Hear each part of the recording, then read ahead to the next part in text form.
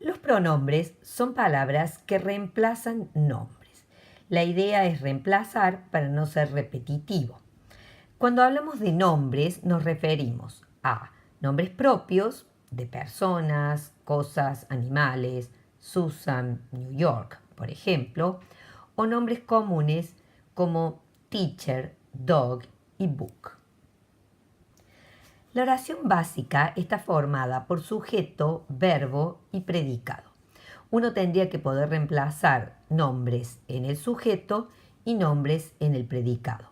Pero en este caso no serían los mismos pronombres los que usamos dentro del sujeto o del predicado, a pesar de que en ambos lugares podemos llegar a reemplazar y necesitar la misma palabra. Decimos entonces que la oración está compuesta de sujeto, verbo y predicado.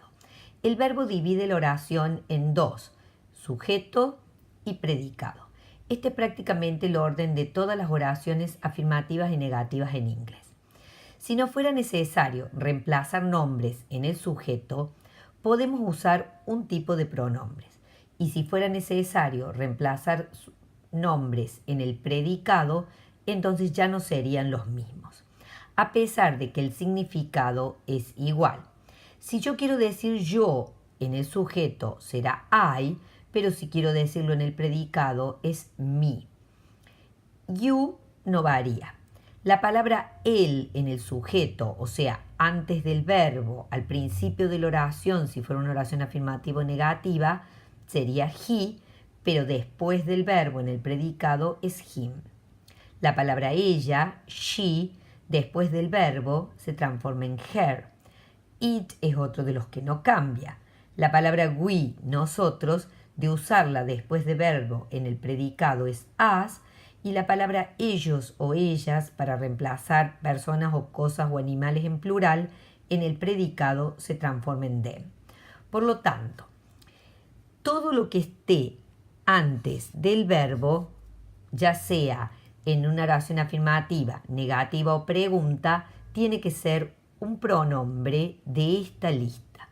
Si en cambio queremos armar una oración para reemplazar algo que está después del verbo, tenemos la obligación de usar estos pronombres, aunque el significado sea exactamente igual.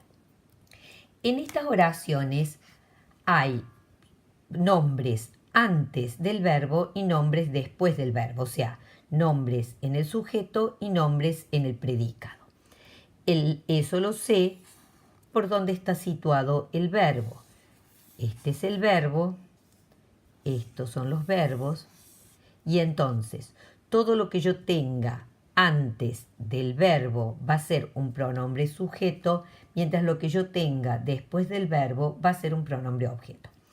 La primera oración dice, Mary is with her mother. Mary está con su mamá. Aquí tenemos Mary para reemplazarlo por ella y su mamá también para reemplazarlo por ella.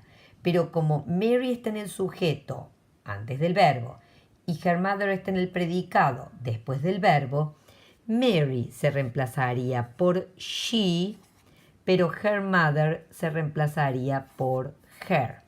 La traducción de esto, she is with her, sería ella está con ella.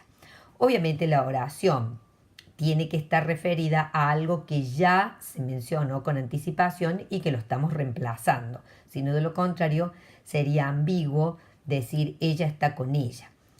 En la oración de children have got the books, los chicos tienen los libros, si tuviéramos que reemplazar de children, lo reemplazaríamos por they, que es el pronombre ellos, y the books lo reemplazaríamos por them, que también es el pronombre ellos, porque books está en plural.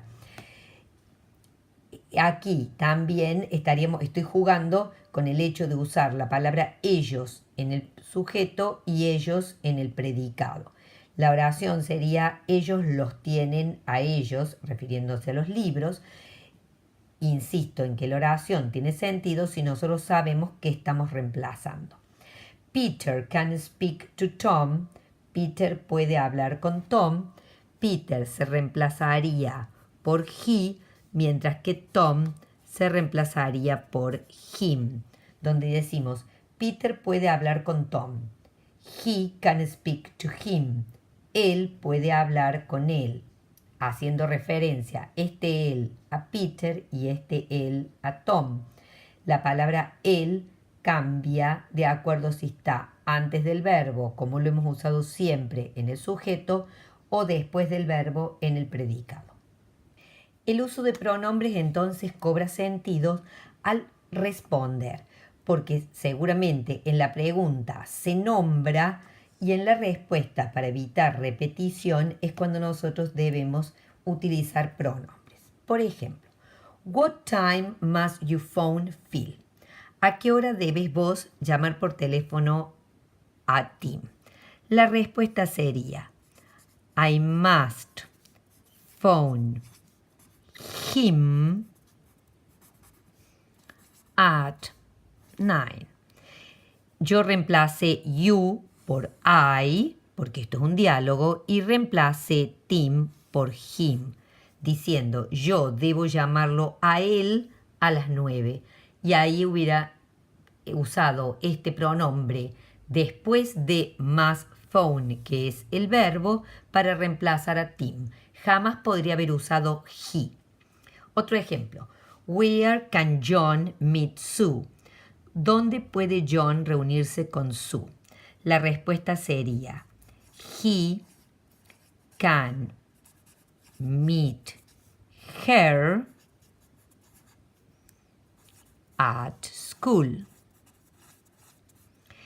Can meet es el verbo que me divide la oración. Entonces, John, que está como sujeto, ha sido reemplazado por he, y Sue, que está en el predicado después del verbo, ha sido reemplazado por her.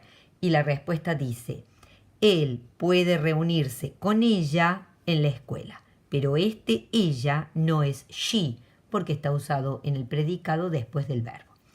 When has the school got exams? Cuando la escuela tiene exámenes, en plural. La respuesta sería, it has got them tomorrow. Bien, la escuela ha sido reemplazada por it. Este es el verbo antes del verbo it. En cambio, los exámenes que están en plural ha sido reemplazado por them, para no repetirlos, porque está usado después del verbo. La respuesta sería it, eso los tiene a los exámenes a ellos mañana. En el caso de las tres respuestas, está claro que hemos reemplazado por I, you, he, she, it, we y they los pronombres que hemos usado en el sujeto, como se ha hecho siempre, pero ahora la posibilidad de reemplazar también en el predicado con otra lista de pronombres que son los pronombres objeto, que significan lo mismo, pero tienen la obligación de usarse después del verbo en el predicado.